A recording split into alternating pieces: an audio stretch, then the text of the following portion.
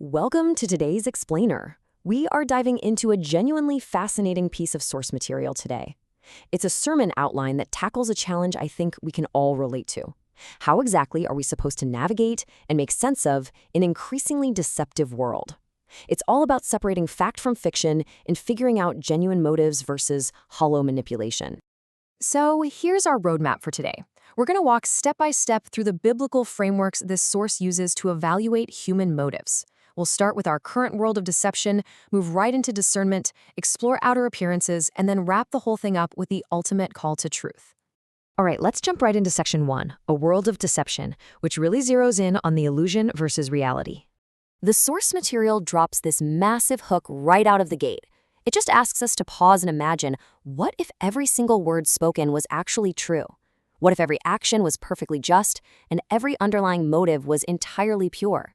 It's a pretty beautiful thought, isn't it? But the outline quickly contrasts this perfect, ideal world against the twisted truths and hidden agendas that we actually have to deal with every day. It perfectly highlights the tension between the world we want and the reality of the deception that's just all around us. And that tension naturally leads us into Section 2, Discernment versus Weaponization. Because if we aren't living in a perfect world, how on earth do we evaluate what we're hearing? To answer that, the source brings in this really powerful scripture from 2 Timothy. Listen to that phrasing. They will gather around them a great number of teachers to say what their itching ears want to hear. This highlights such a dangerous, but incredibly common human tendency. We have this natural inclination to just reject hard, challenging truths. Instead, we want comfortable messages that simply validate our pre-existing desires and biases. We all kind of want to be told we're right, even when we're absolutely wrong. So, the source text draws a really hard line between two contrasting concepts here. On one hand, you have the pursuit of genuine truth, or sound doctrine, and that requires effort, it requires self-reflection, and honestly facing some pretty uncomfortable realities.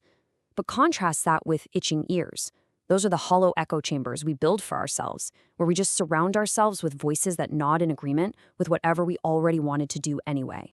This sermon outline gives us a stark, real-world application of this itching ears concept by pointing to movements like the prosperity gospel. It explains how something as foundational as scripture can be completely weaponized.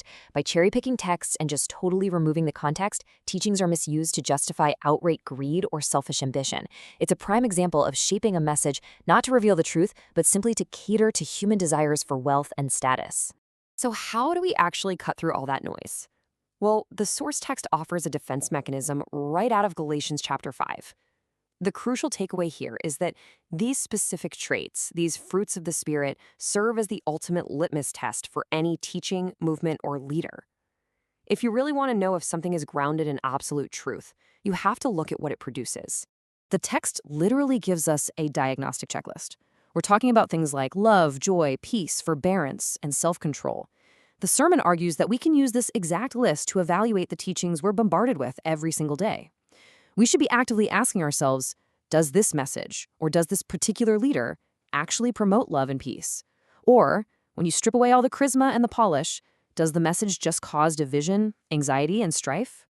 This perfectly illustrates the metric the sermon urges us to use when we're navigating a world full of conflicting messages. It's simple. If a message yields greed and division, it's a weaponized facade. But if it yields the authentic fruits of love and peace, it aligns with absolute truth. It gives us a highly practical, everyday tool for discernment. Transitioning into the next major point, we arrive at Section 3, Outer Appearances versus True Motives. This part focuses heavily on the facade of leadership and that frequent, massive gap between how things look on the outside and what is genuinely happening on the inside.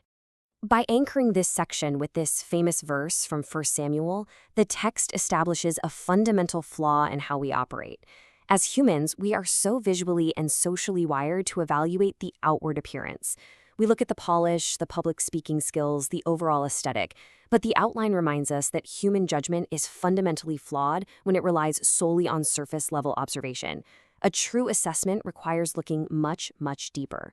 We have to look at the heart, the core motives. The outline then brilliantly pairs that idea with Matthew's very stark warning about false prophets coming in sheep's clothing while inwardly being ferocious wolves. This acknowledges a harsh reality.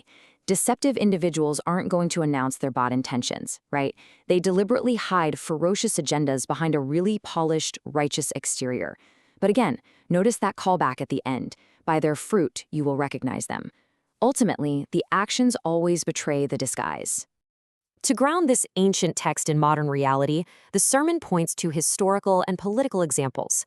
Just think about how often leaders on the world stage present themselves as completely righteous. They'll stand at podiums claiming to be the absolute champions of peace and unity.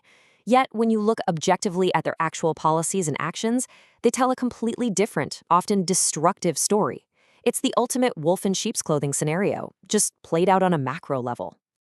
And that brings us to the fourth and final section of the outline, the call to truth. This is where the source material synthesizes everything we've looked at into a final, powerful application. The conclusion demands a definitive choice from its audience. Every day we are constantly bombarded by superficial narratives and the very real allure of worldly power, wealth, and status. But the outline urges us not to be swayed by that superficial deception. Instead, it challenges us to align our lives with absolute truth, which is grounded here in the teachings of Christ. So the source material ends with this really powerful call to action for its audience. It challenges listeners to step into the world differently. As we leave today, let us commit to being truth seekers in a world filled with deception. Let us not be swayed by surface-level narratives or the allure of worldly power. Instead, let us seek the absolute truth with discerning hearts, aligning our lives with the teachings of Christ and the fruits of the Spirit. May we be known as a people who pursue righteousness and integrity, reflecting the light of Christ in all we do. As we wrap up this explainer, the material leaves us with a provocative question. Take a hard look at your own life, your media diet, and your initial reactions. Are you quick to judge based on appearances and what sounds good to your itching ears? Or are you genuinely doing the hard work of seeking the truth behind the actions you see? I encourage you to use the frameworks we discussed today to look much, much deeper. Thanks for learning with me today, and keep seeking the truth.